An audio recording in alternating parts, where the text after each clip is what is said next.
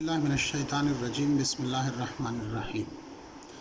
فعل ماضی معروف مفتاح القرآن حصہ سوم کا یہ دوسرا سبق ہے، جس میں یہ بتایا گیا تھا کہ پارٹ آف اسپیچ عربی میں زبان میں تین ہیں: اسم، فعل اور حرف۔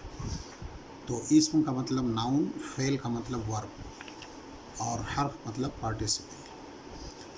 تو یہ چیز پڑھائی جا چکی تھی۔ اب فعل میں آتے ہیں۔ فعل کے اندر عربی میں فعل کی تین قسمیں ہیں: ماضی، مضارع اور امر۔ فعل ماضی کا مطلب پاسٹ ٹینس۔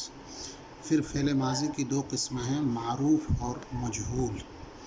معروف کا مطلب ایکٹیو سینٹینس اور مجہول کا مطلب پیسو۔ معروف کا مطلب یہ ہوتا ہے کہ جس کے فاعل کا پتہ ہو، جیسے اس نے مارا، یہ فعل معروف ہے، اور وہ مارا گیا، یہ فعل مجہول ہے۔ اس نے مدد کیا، فعل معروف، اس کی مدد کی گئی، فعل مجہول۔ تو فعل معروف وہ فعل ہوتا ہے جس میں کام کی نسبت فاعل کی طرف کی گئی ہو، یعنی اس کا کام کرنے والا فاعل پتہ ہو۔ اور مجہول وہ ہوتا ہے جس میں کام کی نسبت مفعول کی طرف کی گئی ہو اور کام کرنے والے کا پتہ نہ ہو، تو اس کو کہتے ہیں فعل مجہول۔ ماضی وہ فعل ہے جو ایسے کام کو بتاتا ہے جو گزرے ہوئے زمانے میں ہو چکا ہے۔ اگر اس کی نسبت فاعل یعنی کام کرنے والے کی طرف کی گئی ہو تو اسے معروف کہتے ہیں۔ اور اگر فعل مجہول اس فعل کو کہا جاتا ہے جس میں فعل کا تعلق فاعل کام کرنے والے کے ساتھ ظاہر نہ کیا گیا ہو، جیسے خلقہ پیدا کیا گیا، کتبہ لکھا گیا، فتحہ کھولا گیا۔ تو فعل معروف جیسے نصرہ مدد کیا، اور نصرہ مانے مدد کیا گیا، ضربہ مارا، ضربہ مارا گیا، فتحہ مانے کھولا اور فتحہ کھولا گیا، مجہول ہو گیا۔ سمعہ سنا اور سمعہ سنا گیا، مجہول ہو گیا۔ کرما بزرگ ہوا، تو کرما بزرگ بنایا گیا، بزرگ کیا گیا۔ فعل ماضی کے 14 صیغے آتے ہیں۔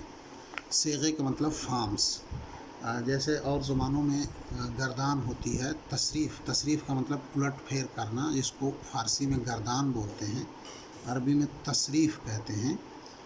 تو اس کے صیغے جو ہیں وہ کل 14 ہوتے ہیں۔ اس طرح سے کہ آپ جانتے ہیں کہ کسی بھی زبان میں پرسن کی first person, second person and third person.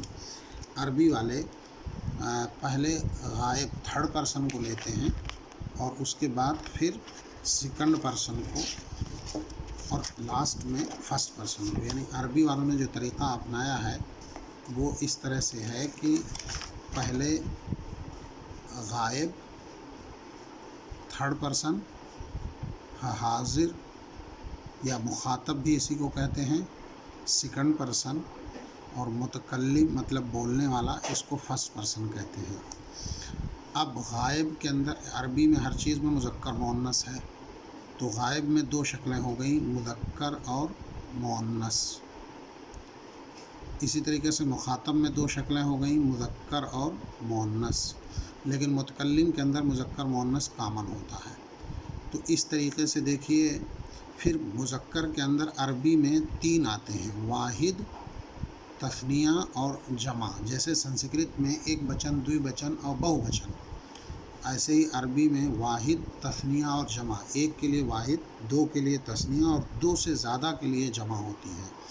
تو پھر مذکر کی تین شکلیں ہو گئی، مؤنث کی تو 6 ہو گئے غائب کے صیغے۔ اسی طریقے سے 6 ہو جائیں گے حاضر کے، اور متکلم میں صرف واحد اور جمع ہوتا ہے، تثنیہ بھی نہیں ہوتا ہے۔ تو دیکھیے یہاں مذکر غائب، مؤنث غائب، تو مذکر غائب کے 3 صیغے ہو جائیں گے: واحد، تثنیہ، جمع۔ پھر مؤنث غائب کے 3، مذکر حاضر کے 3، مؤنث حاضر کے 3، واحد متکلم کا 1، جمع متکلم کا 1۔ اس میں مذکر مؤنث نہیں ہوتا ہے، یہ کامن ہوتا ہے۔ یہ ہم پہلے پارٹ میں ہی بتا چکے تھے۔ جو لوگ ریگولرلی پڑھ رہے تھے انہیں یاد ہوگا، اور جنہوں نے نہیں پڑھا تھا وہ یاد کر لیں۔ گردان اس طرح سے ہوگی، نیچے نیچے چلیں گے: نصرہ، نصرا، نصرو، پھر نصرت، نصرتا، نصرنا، نصرتا، نصرتما، نصرتم، نصرتے، نصرتما، نصرتنا، نصرتو، نصرنا۔ ہر صیغے کی نشانی آخر میں لگی ہے، ہر ایک نشانی کے معنی سمجھا کر صیغوں کی مشق کریے۔ اب آ جائیے ساتھ ساتھ مجہول دیکھ لیجئے۔ مجہول بنانے کا طریقہ عربی میں بہت آسان ہوتا ہے کہ پہلے لفظ کو پیش دے دو اور دوسرے کو زیر دے دو تو وہ مجہول بن جاتا ہے۔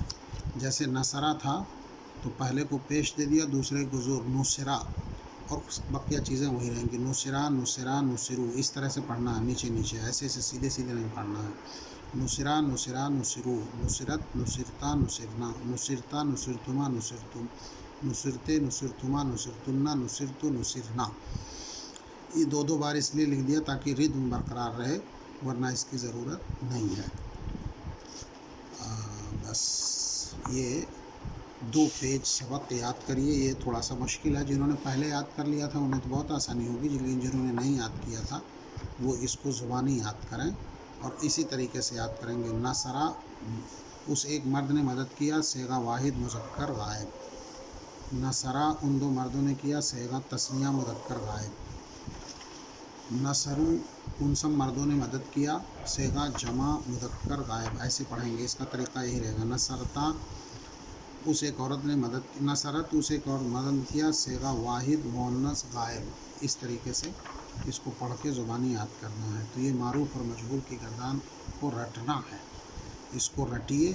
جب یہ ردم اور رٹنا آپ کے زبان پہ چڑھ جائے گا تو آگے ساری چیزیں آسان ہو جائیں گی۔ یہ حد ضروری ہے، اس لیے اس سبق کو یہاں پہ روکتے ہیں اور یہ پیج نمبر 13 اور 14 زبانی یاد کریے۔